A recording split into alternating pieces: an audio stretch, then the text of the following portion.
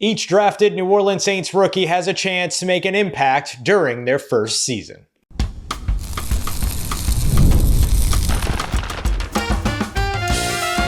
You are Locked On Saints, your daily New Orleans Saints podcast. Part of the Locked On Podcast Network, your team every day. What is good, Who Dat Nation and Who Dat family? I am your host, your friend Ross Jackson. Devin Neal has a real opportunity ahead of him going into this year's training camp. Tryout standout wide receiver Brock Rechsteiner gets his extended stay in New Orleans, and each and every one of the Saints' 8 drafted rookies has a real chance to stand out here in 2026. We got all that and a little bit of lanyard for you on today's episode, so let's get into it. This New Orleans Saints 2026 rookie class has an opportunity all across the board to make big-time impacts for this team throughout their rookie season. Not just the top selection in wide receiver Jordyn Tyson, but all the way down to 7th rounder TJ Hall. So let's break each and every one of these players down and their impact opportunities here during their inaugural season. Thanks for being here with us. Let's start off with wide receiver out of Arizona State, Jordyn Tyson, the easiest and probably most obvious one when it comes to their opportunity to impact this team. Jordyn Tyson can be anywhere from an impact X receiver to an impact Z receiver to an impact slot receiver. It's his ability to move around and complement a player like Chris Olave and a player like Devaughn Vele that absolutely sets him up to have a massive impact in 2026. You'll hear a lot about how it is that he is a perfect fit for Kellen Moore's system, but let me be more specific than that. The fact that he can attack all 3 levels, the fact that he can play all 3 wide receiver positions, the fact that he can be relied upon close to the line of scrimmage on a 3rd and 1, but also win in the red zone in jump ball opportunities or even stretch the field with his speed and ability to win over the top are what make him specifically a perfect fit for Kellen Moore's offense, which is going to want to maximize your usage as a player that can be multifunctional. And multifunctional might as well be Jordyn Tyson's last name because he can do it all on a football field. His ability to impact will come from anywhere and everywhere between the hash marks and between the boundaries in 2026. He's the easiest one to discuss here as having his impact in his rookie season. We'll jump over next to 2nd round rookie defensive tackle Christen Miller, the 6'4", 321-pound defensive tackle. Can have an immediate impact because of his versatility as well along the defensive line. Somebody that can line up at nose tackle, yes, but that can also attack as a penetrating pass rusher from 3 tech, move all the way out to 5 tech if needed as a run stopper lined up over the tackle as well. So many different ways for this guy to be able to have an impact for you. He's going to be looked at as a big-time run stopper. He deserves that recognition, but his 11.3% pass rush win rate was one of the best amongst defensive tackles in 2026 during that draft class or coming from that draft class. And so he also has a bit of an untapped opportunity to impact as a pass rusher. And we can't say untapped without moving on to tight end, also from Georgia, Oscar Delp, who was drafted in round 3, pick 73 overall. With his pass catching acumen, in addition to his ability to be a blocker, he will be able to have an impact as a big-time joker disguise piece over on the offensive side of the football. Now, when I talk about a joker, I'm not talking about the Taysom Hill role, right, of being able to throw the football, catch the football, run the football,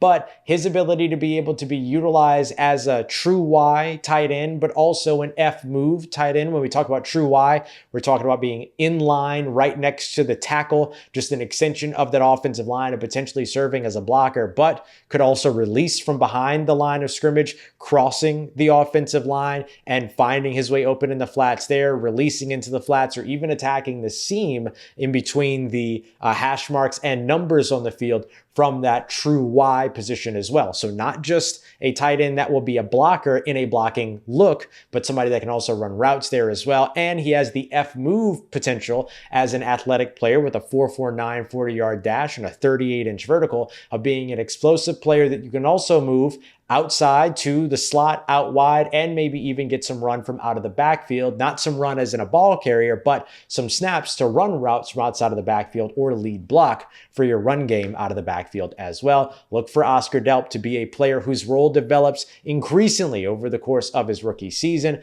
and is looked at as an impact player by the time that the 17 games are all said and done. Let's jump next to round 4, pick 132, offensive lineman Jeremiah Wright out of Auburn. Going to start off as a developmental piece and somebody that can absolutely help you out in terms of getting some extra bodies in the field goal protection game, special teams, all those things, but also a player that gives you some valuable depth and violent play on the offensive line as well. Somebody that should be focused at right guard behind Cesar Ruiz. If Cesar Ruiz were to miss time, which has been the rhythm of his career thus far, missing some time due to injury, which is true for just about any offensive lineman in the NFL, having a guy like Jeremiah Wright and selecting him in the 4th round this year will give you a chance to get a big, physical, and mean prospect to develop behind your starting right guard with a chance to potentially take the role over should he be tasked to do so. Big time opportunity for impact when it comes to Jeremiah Wright. Second in the 4th round, just a couple of picks later, 136, Bryce Lance. I'm looking at Bryce Lance as a great Z flanker type wide receiver. A wide receiver that lines up off the line of scrimmage, which avoids some of those press man opportunities from some of the man coverages that you'll face in the NFL. With his smooth movement ability, excellent route running, strong hands, and elite level of production that he's coming from a championship caliber program at NDSU, North Dakota State University. Lots of opportunities for him to impact as a rotational piece to the Saints passing game and giving you another one of those really unique height, weight, speed collection players. 6'3", 200 plus pounds, 4'3", 440-yard dash. Somebody that can do a lot of damage if utilized properly. First, likely in selective roles, but somebody whose role can also grow similar to Oscar Delp throughout the season. Let's jump into the 6th round, the acquisition of Barrion Brown. That's the wide receiver out of LSU. His immediate impact comes from giving the Saints an elite returner, somebody that's going to be able to help the field position game, help to put quarterback Tyler Shough in some very good, positive situations with good field position starts. The Saints lost that conversation last year. One of the worst teams in the NFL when it came to starting field position differential, meaning your starting field position compared to the opponent's starting field position. The Saints are on the wrong side of that conversation.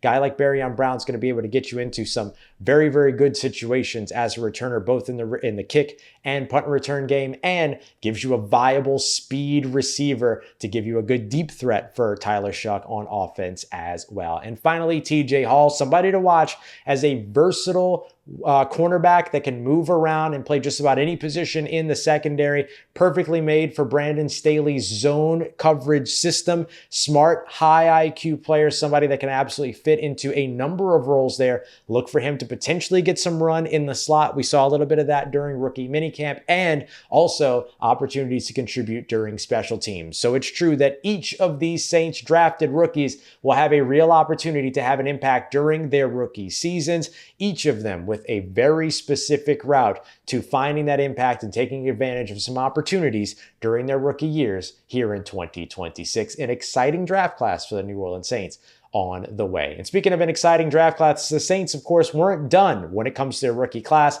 Not only did they bring in 11 undrafted free agents, but they signed an undrafted free agent rookie tryout player, Brock Rechsteiner, who's sure to excite some fans during training camp now that he gets an extended stay after impressing during his rookie minicamp tryout. Let's get to that next as we continue on with today's episode of Locked On Saints, part of Locked On Podcast Network, your team every day. Today's episode of Locked On Saints is brought to you by our friends over at Square. Starting a business is always fun, but actually running it, well, that's where things can get a little complicated when it comes to payments and inventory, staff, scheduling, and online orders. It can be a lot to manage. That is where Square comes in to help you get everything together all in one connected system. They're helping you by allowing you to be able to track sales, take payments, manage inventory. My local coffee shop shop uses Square, swears by it, and your small business can and should as well. There's a lot of opportunity there to be able to help you out in terms of streamlining a lot of your processes, and of course, making things easy on a customer side as well. That coffee shop that I mentioned, super easy on my part. Tap, leave. Nice and easy. So if you're starting a business or running one, Square is for you. Right now, you can get $200 off of Square hardware at square.com/go/lockedonnfl. That's square.com/go/lockedonnfl. Run your business smarter with Square. Get started today. Today's episode of Locked On Saints is brought to you by our friends over at Game Time. If you want to grab your favorite tickets for your favorite sporting event, comedy, theater, concerts, whatever it is that you're looking for, Game Time is the place for you. In a world where you can do anything on your phone, ticket purchasing is no exception. And thanks to our friends over at Game Time, they're going to help you get even those last minute tickets all the way down, right? Sometimes they even get a little bit more affordable as the event gets closer. You can grab them with just a couple taps of a button over at Game Time today. And of course, they give you a whole bunch of transparency as well. The price you see is the price you pay. And you can even see views from your seats in panoramic mode in some cases as well. So take all the guesswork out of buying tickets by heading over to Game Time today. Download the Game Time app, create an account, and use the promo code LOCKEDON. You'll get $20 off of your first purchase. Terms apply. Once again, create an account and redeem code LOCKEDON for $20 off. Download Game Time today. You can find it at your app store.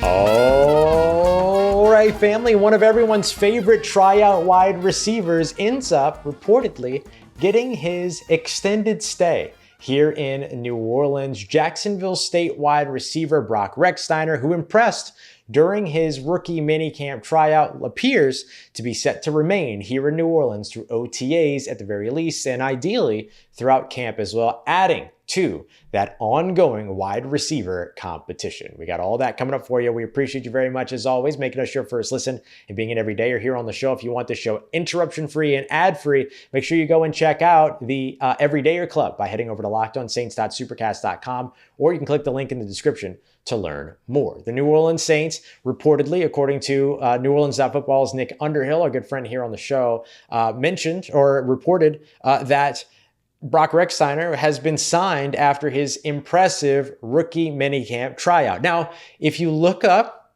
Rechsteiner's stats over at Jacksonville State, you might raise an eyebrow a little bit, right? Not a lot of opportunity for the young wide receiver during that time. 53 receptions, 629 receiving yards, and just 7 touchdown catches. Also had a rushing touchdown over the course of his 3-year career with Jacksonville State. He is a lot more than maybe what the statistics might offer. And a lot of that comes down to a couple of big things that he got an opportunity to put on display during his time with his rookie minicamp tryout. He was not one of the veterans trying out like a Kyle Trask or an Easton Stick or anything like that. He was one of the guys that didn't get drafted in this year's draft class, is an undrafted free agent rookie, and ends up getting his opportunity with the Saints via that tryout. So a guy that didn't get drafted, didn't give up, showed up on the tryout and showed out on the tryout, and now gets a real big time opportunity to stick with New Orleans. Again, I'll remind you, just a few years ago, maybe last year, Donovan Peoples-Jones, he was a veteran tryout player that ended up coming out here, showed out well during rookie minicamp tryouts, and then earned his way onto the roster during that 90-man roster period, during their offseason training camp, all that. Ultimately, did not make the 53-man roster, but really took advantage of the opportunity that he got with his tryout and stuck around for as long as he could throughout the offseason and training camp.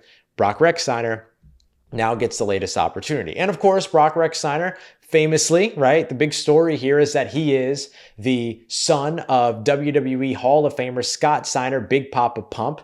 I like to call him Big Papa Pump Jr. because I ain't calling a grown man Little Papa Pump. Not especially not a grown man that could beat me up. I'm not finna do that, right? And so he was set to go out there and pursue a wrestling career if things didn't work out here in New Orleans. But now he gets an extended opportunity with the New Orleans Saints. And while the Scott Steiner Big Papa Pump, WWE Hall of Fame, Bloodlines part of it is really cool and super fun, I want to be clear that Brock Rechsteiner is more than just some kind of novelty story and some kind of novelty signing. This is a talented player that has a lot to show. The Saints did not bring in an undrafted free agent wide receiver, mostly because they drafted 3 wide receivers in this year's draft class for the first time since 1989, back when there were 12 rounds in the NFL draft as opposed to 7.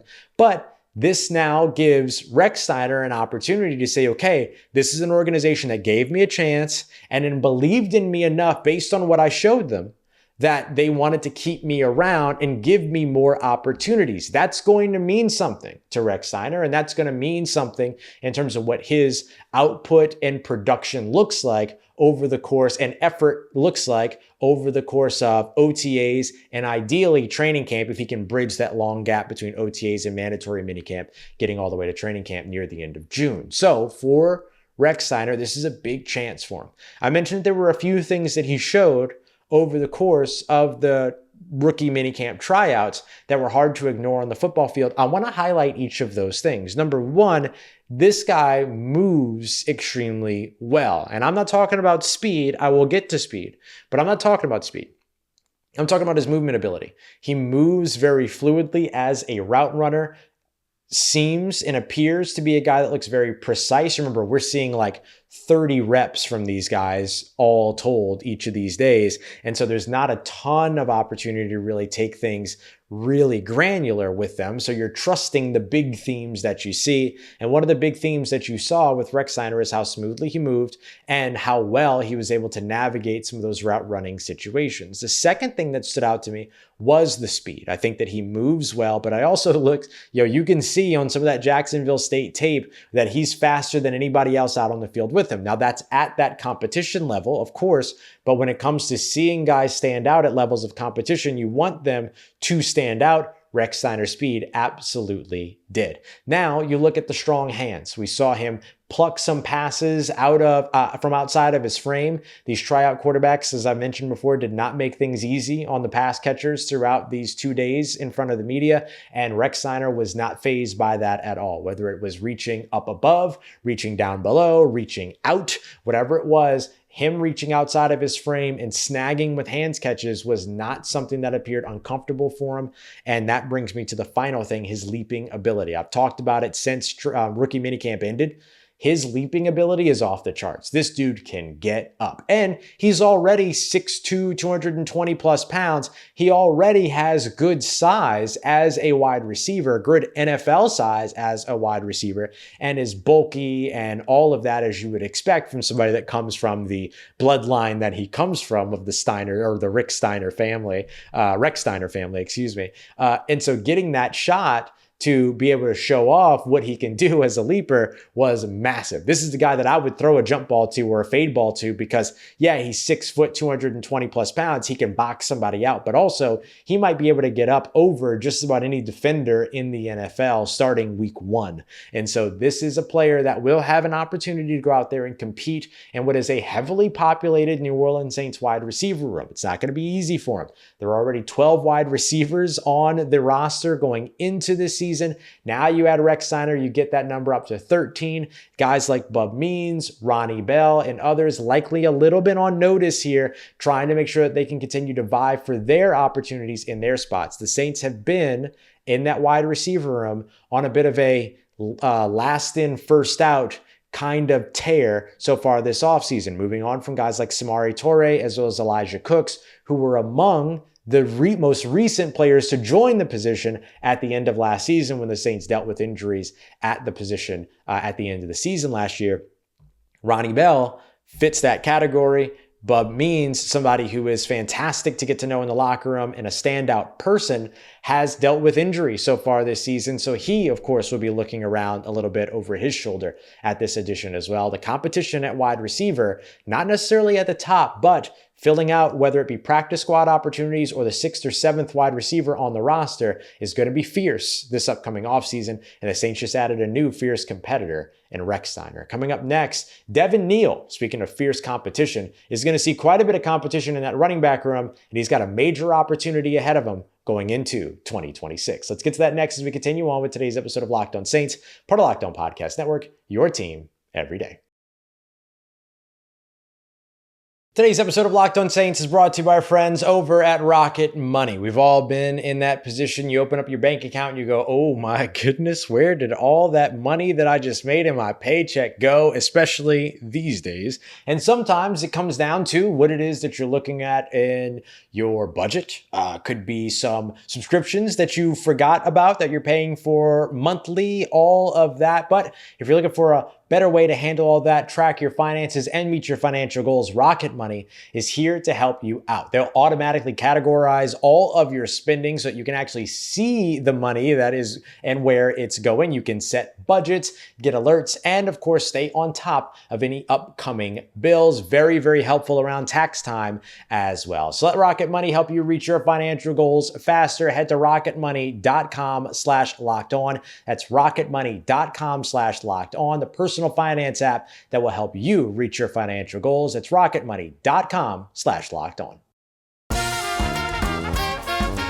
Let's get it, Who Dat Nation. With so much conversation going on around the running back position, one kind of forgotten name is second-year running back out of Kansas, Devin Neal, who has a major opportunity ahead of him going into the 2026 season. We appreciate you very much, as always, being here with us and making us your first listen. For your second listen, don't forget to go and check out Locked On Pelicans. It sounds like the hire for the Pelicans head coach is finally getting close. Our good friend Jake Madison has you covered over on Locked On Pelicans each and every day. Make sure you go and make him your second listen here on the #1 sports podcast network, the Locked On Podcast Network, your team every day. Don't forget you can catch both of these shows as well during the 10 a.m. hour on the Gulf Coast Sports and Entertainment Network each and every Monday through Friday. The Saints are in this weird sort of environment, system, flow, whatever, around the running back position where like Alvin Kamara is under contract, but yet people aren't necessarily sure if Alvin Kamara is going to stay under contract and all these other things. And it's honestly just, there's not enough information in terms of where things are going to move on there. So that's of course been like the big focus. And I maintain that my prediction, as you may have heard during yesterday's squad show, myself, Lance Moore, John Hendricks, and Darian Gray all kind of agreed that like, hey, one way or another, it feels like Alvin Kamara is going to be on the roster, ? But obviously some things are going to have to get potentially worked out there. But one player that stands to benefit, no matter what the future of Alvin Kamara is running back Devin Neal, who I believe has a real chance to take over at the very least the third running back spot in this Saints running back room and depth chart. The only reason why I say third is because of the reality that Alvin Kamara could potentially not be a part of the team in 2026, and therefore you would have an open spot as the second running back behind Travis Etienne Jr. for Devin Neal. So I say at worst third is kind of the ceiling for a guy like Neal. Now, Neal came in last year, got a little bit of an opportunity, appeared in 10 games, really kind of saw his snaps tick up after the Week 9 game in Chicago where Kendre Miller left with a torn ACL and was done for the season. And we saw Neal become a bit of a short yardage guy, but then also become a bit of a third down guy because of his outstanding pass blocking ability, something that you can use on third down. Had that ridiculous pass block where he crossed the formation on the blitzing Jaquan Brisker in that very same game against the Bears, protecting Spencer Rattler, who was at quarterback at that time. Over the course of the 10 games, you saw 57 carries for 206 rushing yards, as well as a pair of touchdown runs. He had 17 receptions also for 104 receiving yards, including a nice catch and run at one point. And, I think that you look at the production numbers on the efficiency side, and because he was utilized in so many short yardage situations, he didn't have the, shining, glimmering 5-yard per carry average or 4.5 yard per carry average or anything like that. But he was somebody that you were able to utilize in the goal line. He was somebody you were able to utilize in play action situations on third downs, because not only can he catch out of the backfield and run out of the backfield, he could protect in the backfield. There's just a lot of different things that he's able to simply do. And he is still one of the most productive college football running backs that we've seen in some time with Kansas, where he became the all-time leading rusher in Kansas in just about every major rushing statistic and category over the course of his time with the Jayhawks, while being a pretty durable player. Now, that durability took a shot here in 2025 as he arrived here in New Orleans, where he dealt with some hamstring issues during training camp and then had a hamstring injury in week 15 against the Carolina Panthers that shut him down for week 16, 17, and 18. As I reported before on this show, I've been told from multiple sources at the end of last season that really had more to do with the timing of the injury rather than the severity of the injury. 3 games out of playoff contention, all these other things, not really a real reason to rush him back on a hamstring injury that could have worsened and then cost him a bit of his offseason workout opportunity, hindering his chances to get ready properly for the 2026 season. So the Saints wisely opted for making sure that he was ready to go for 2026 as opposed to trying to rush him back for 2025. And that right there is the rub. It gives you the opportunity to say, okay, you didn't have to play through the injury. They didn't rush him back, all these other things. They were wise with him in that space in order to make sure that he would be ready for 2026. Well, now 2026 is here and he has a major opportunity in front of him to be able to claim that third and then in a different world, second running back spot in this backfield. Now he's got competition to get there. Kendre Miller still going to have his opportunity to compete, I'm sure. Audric Estime looked really, really good down the stretch towards the end of the season. The Saints, in addition to signing Travis Etienne Jr., also brought in Ty Chandler, who might be more of a special teams guy than a rusher, but somebody to watch for. And then, of course, CJ Donaldson, who they brought in as an undrafted free agent, feels to me more of a practice squad guy at most. And so the chance is there for Devin Neal to take on a larger and more impactful role going into this 2026 season. Uber productive in Kansas, uber productive in college, had to deal with the whole pre-draft process last year, now gets a real offseason this year, meaning that he gets his chance to rest and build his body into football shape before hitting training camp.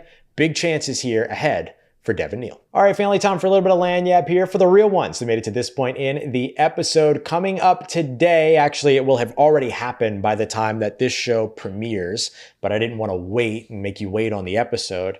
The international games and international schedule for the NFL should finally be fully public, meaning that we know when the Saints play in Paris. Now, as I'm recording this the night before, there's still an expectation that the October 25th weekend is the game. We'll see if that ends up holding up being true, but in any case, the first ever NFL game in Paris is on the way in 2026, and your New Orleans Saints are going to be playing host.